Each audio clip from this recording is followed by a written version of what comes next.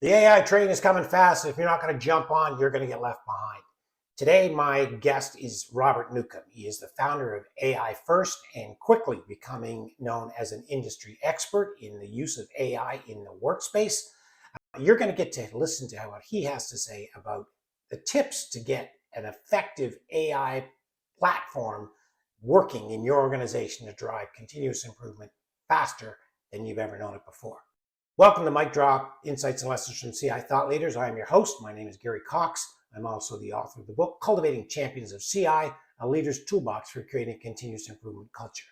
Let's jump into what Robert has to share with us. It's there, and we're doing the same with sampling. We showed them, sample calculators, and I said, you don't need to do that. All you simply do is type in, I've got a population of 500, and I want a confidence level of 95%. How many people do I need to survey? And boom, so, Oh, yeah. so it's all those Excel templates that we created and customized. It's just like you don't even need those anymore because No. AI, you just give it the constraints, you give it the bullet points, the data, you ask what you want from it, and it'll produce it. Yeah, It's pretty incredible. It's been pretty amazing. We started actually using it for some simple data analysis too, right? Throw in a spreadsheet and say, Sure. And as you and I both know, I think the AI is the same way. You've got to know what questions to ask it, and you've got to know when you get an answer that you can use. I think for me, when I first started using it, it was the trust factor. Can I trust what it's giving me as a response to my question or my answer? And that, I think, still is in its infancy as far as validation. Yeah, I mean, with the reasoning models now, they can do a lot more than it could just a year ago or even just 6 months ago. So you still need to have that level of expertise to review that response and say, is this accurate? Is this correct?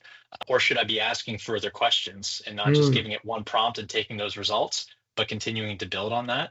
But yeah, I can see basically all elements or areas of a project. You should be going to AI. You should be going to AI first, trying things, testing it out. When you're asking for one problem statement, ask for 10 different problem statements, see which ones you like. It's going to help with speed and efficiency, but it's also hopefully going to help produce a higher quality product or outcome for the business too. And the obviously AI also learns as you use it. I know ChatGPT is an example, right? I've placed in several of my LinkedIn posts and said, analyze my writing voice, right? And it will give me a profile of my writing voice, and so I can actually ask it to write future posts based on that analysis of that it's my voice, so I don't have to tweak it as much as I did at first, right? I still tweak it, I still review it, still make sure it sounds and feels like me, right? But I don't have to do that as much as I did when I first started using it, because it is actually learning my style of writing, right? Yeah, no, totally. And I think, you're still getting your thoughts. It's still your thoughts, your perspective, your opinions, your analysis. It's just helping speed up that process to be able to share that on LinkedIn. So I use it similarly. Yeah, and it helps shape the flow, right? Because even on calls like this, when I'm talking to clients, I hop around like a rabbit. I'm over here and I'm over here. Whereas when you put it into an AI model, it kind of says, okay, this is the order that you should be relaying this information, which is what I like. So leadership first, foremost, then you hold a meeting. So you've got a meeting. Is that a meeting with the senior leaders? Is that a team meeting? Is that a company-wide type meeting when you're adopting AI? When you say hold a meeting, what are you talking about? Yeah, so this again from Ryan Tierney says hold a morning meeting. And the point of this morning meeting, just like in Agile or Scrum, they'll have daily stand-ups, and it's really to get everyone on the same page. And so if you're already doing that, great.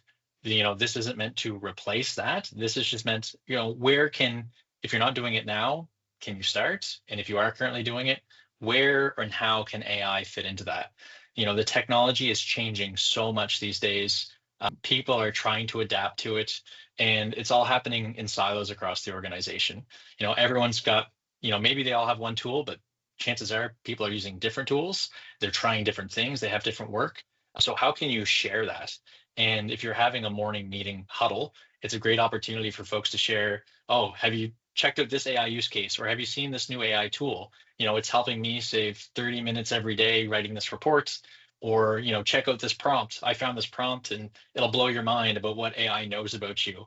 So having a cadence or a rhythm of being able to share, whether it's across a team or a department or a whole organization, it really depends on the size of your company. But it's just going to help build that culture of, what, we're an AI company. We are embracing AI. We want you to learn and we want AI to help you. So you might as well incorporate it into your daily processes as well. That's a really interesting perspective because, we talk about the morning huddles as it relates to identifying and talking about problems you're experiencing or pain points you're having within your business process. You look at your goals from yesterday and did you achieve them? What prevented you from achieving them if you didn't? And if you did, celebrate the success. And we talk about, establishing goals for the day or the week, whatever your cadence is.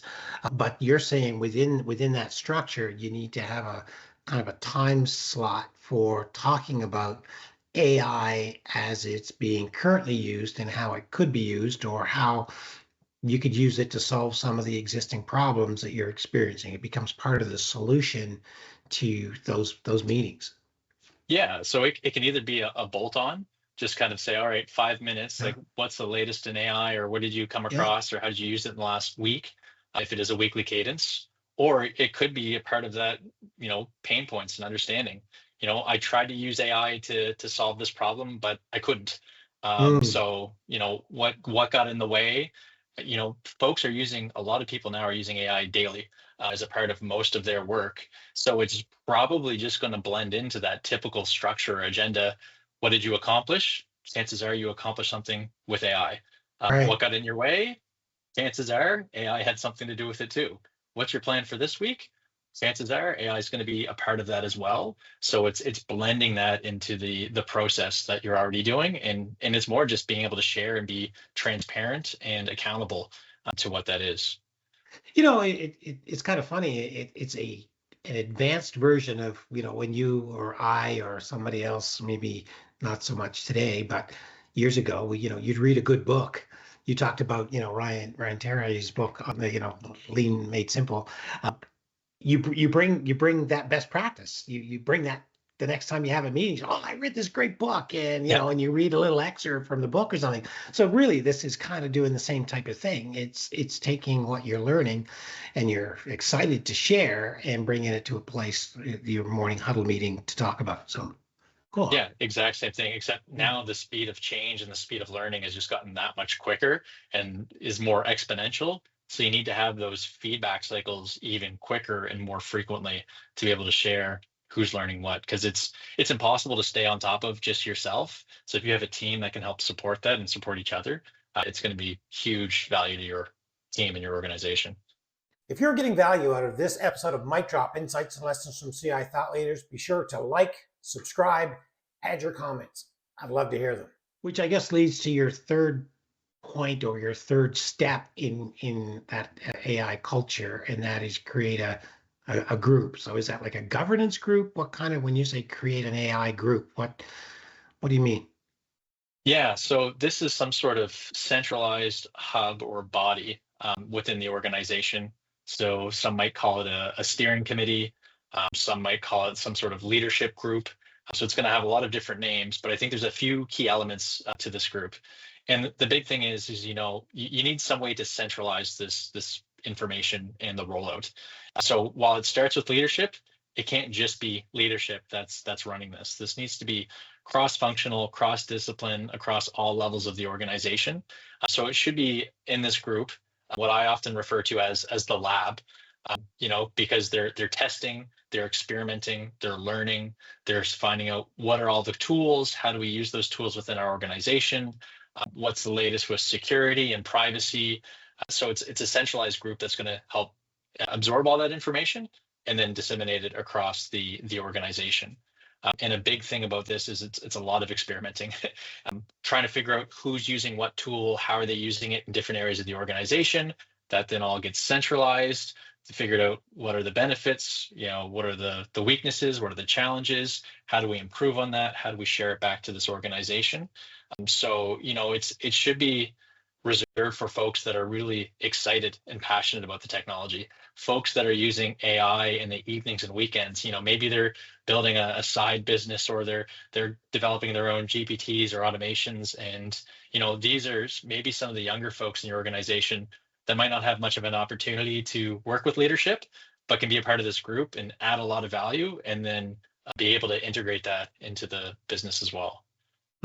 I think it'd be probably also important that that be a cross-functional group, right? It doesn't just sit with the IT group, or it doesn't sit with the operations performance group, or the project management office, or whatever. I think it would require a cross-functional team to be able to talk about how it's being used across the organization. It shouldn't be siloed. It should be cross-functional. Yeah. Oh, without a doubt. Cross-functional across disciplines, but also different levels of leadership as well.